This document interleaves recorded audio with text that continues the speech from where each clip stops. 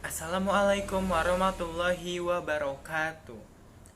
Perkenalkan Bu, nama saya Irham Haikal Majid Faizal. Saya dari kelas 10 MIPA 7, absen 15.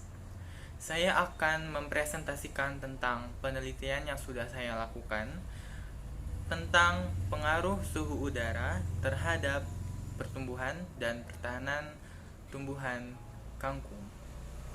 Tujuan saya melakukan penelitian tersebut untuk meneliti bagaimana sih perkembangan tumbuhan kangkung tersebut dalam jangka waktu 5 hari dengan tempat suhu yang berbeda, dan juga bagaimana bentuk fisik akhir di hari kelima pertumbuhan kangkung tersebut. Baiklah, izinkan saya untuk memulai presentasi tersebut. Baiklah, saya akan menjelaskan tentang rumusan masalahnya terlebih dahulu. Rumusan masalah yang pertama adalah apakah pengaruh suhu terhadap pertumbuhan tumbuhan kangkung. Yang kedua, apakah suhu juga berpengaruh terhadap pertahanan tumbuhan kangkung. Dan yang ketiga, apakah hanya kangkung yang dipengaruhi oleh suhu atau bisa tumbuhan lain. Hipotesis yang saya dapatkan yang nomor pertama yaitu suhu berpengaruh terhadap pertumbuhan tumbuhan kangkung. Karena tinggi rendahnya suhu itu pasti akan berpengaruh terhadap fisiologis tumbuhan kangkung, juga mikroorganisme yang ada di permukaan kangkung. Semakin tinggi atau semakin rendahnya suhu pasti akan berpengaruh terhadap pertumbuhan kangkung. Dan nomor dua, pasti suhu itu berpengaruh terhadap pertahanan tumbuhan kangkung. Itu dikarenakan mikroorganisme yang berada di permukaan tumbuhan kangkung akan mengalami proses pertumbuhannya juga dipengaruhi oleh suhu yang ada di sekitarnya, yaitu suhu kangkung itu sendiri. Nah, apabila suhunya rendah, pasti pertumbuhan mikroorganisme akan terhambat, dan apabila suhunya tinggi, pertumbuhan mikroorganisme akan meningkat. Oleh karena itu, suhu udara sangat berpengaruh menurut hipotesis saya terhadap pertahanan tumbuhan kangkung. Yang nomor 3, selain kangkung, suhu itu juga berpengaruh terhadap makhluk hidup yang ada di bumi ini.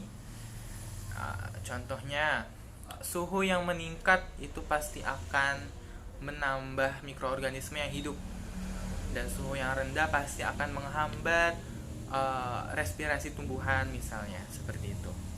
Selanjutnya saya akan membahas tentang landasan teori yang saya gunakan untuk meneliti penelitian tersebut.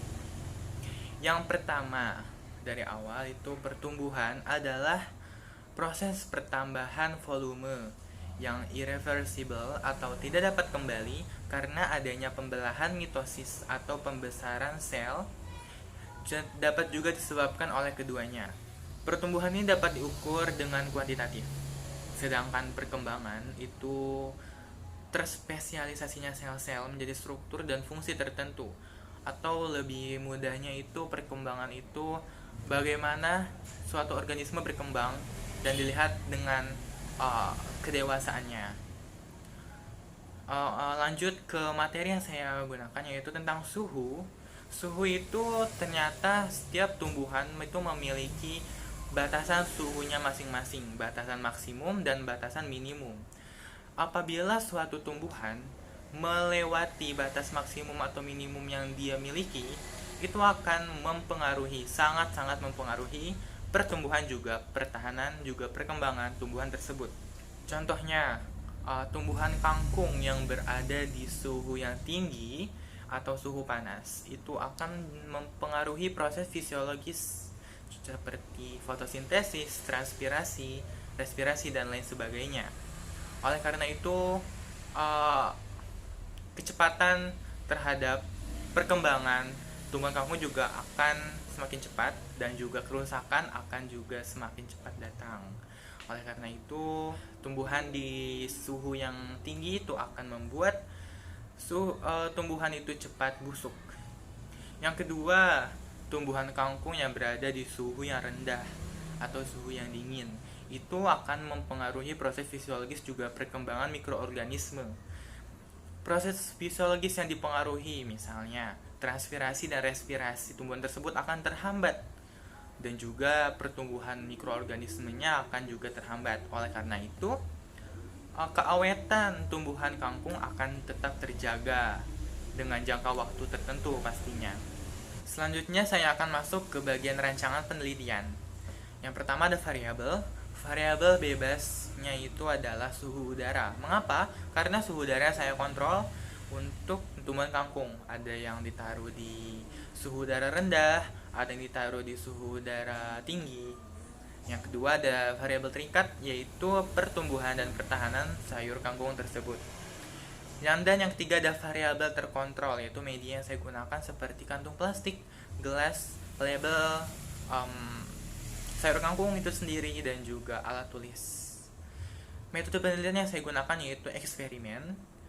Yang ketiga cara analisis datanya saya catat per harinya. Terus yang ketiga itu alatnya yang saya gunakan adalah kantung plastik, buku atau kertas, gelas, kulkas, dan alat tulis. Lalu bahan yang saya gunakan itu ada sayur kangkung dan juga label A, B, C yang sudah saya tulis per label. Label A saya tulis suhu terbuka dengan suhu 31 derajat Celcius. Label B saya tulis suhu tertutup dengan suhu 4 derajat Celcius plus pelindung yaitu kantong plastik. Dan yang C saya tulis suhu tertutup dengan suhu 4 derajat Celcius tanpa pelindung. Baiklah, sekarang kita akan masuk ke bagian langkah kerja. Yang pertama, siapkan bahan dan alat yang akan kita gunakan, yang sudah saya sebutkan tadi.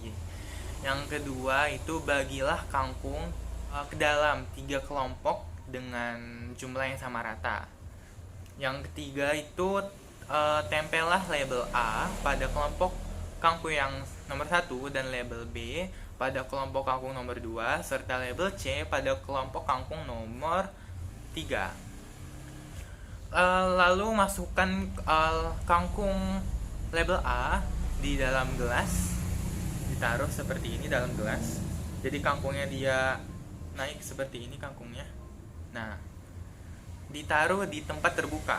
Saya menaruhnya di atas lemari piring agak di dapur agar dia terbuka juga. Yang label kangkung label B itu ditaruh di kulkas, juga kangkung label C. Bedanya kangkung label B ini dimasukkan dulu ke dalam plastik, lalu tidak usah diikat, cukup tertutup saja dan ditaruh di kulkas. Dan untuk label C itu hanya taruh saja di kulkas, tidak usah diberi apapun. Labelnya bisa ditempel di sekeliling batang kangkung, jadi dia seperti ini hingga 5 hari. Nah, lalu catatlah perkembangan terhadap tumbuhan kangkung ini per harinya.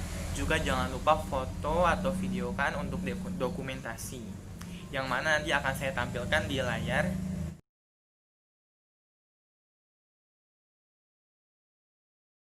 Setelah dicatat, buatlah tabelnya dengan judul penelitian data.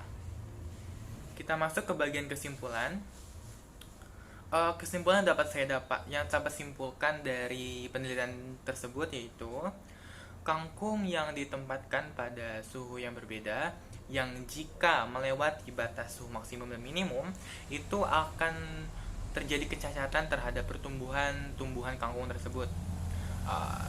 Namun, seperti yang saya jelaskan tadi, suhu yang tumbuhannya melewati suhu maksimumnya itu akan terjadi percepatan transpirasi dan respirasi. Namun jika dia melewati batas minimum, itu akan melambat transpirasi dan respirasi, dan juga akan membuat tumbuhan kangkung menjadi kering dan lembab jika tidak dilindungi oleh pelindung. Namun seperti kangkung label B, jika dia ditaruh di suhu minimum yang akan mengakibatkan perlambatan pertumbuhan proses fisiologis, dan juga dia ditambah oleh pelindung kantong plastik yang membuat terjadi respirasi sedikit lebih cepat dan transpirasi di dalam kantong plastik ini karena dia menimbulkan efek hangat. Namun mikroorganisme yang tumbuh juga tidak begitu cepat karena di luar kantung plastik itu ada suhu yang dingin.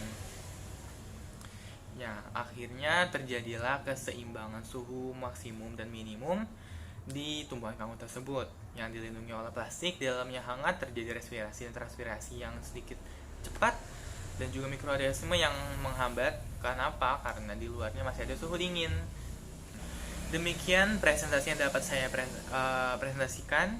Apabila ada salah-salah kata mohon dimaafkan, dan juga apabila ada materi yang kurang atau kesana kemari mohon dimaafkan juga karena saya juga memiliki batasan materi tersendiri dan juga wawasan. Terima kasih atas waktunya Bu Kristiana telah menonton video saya. Terima kasih juga atas sumber yang sudah saya dapatkan. Sekian video dari saya. Wassalamualaikum warahmatullahi wabarakatuh dan selamat tinggal.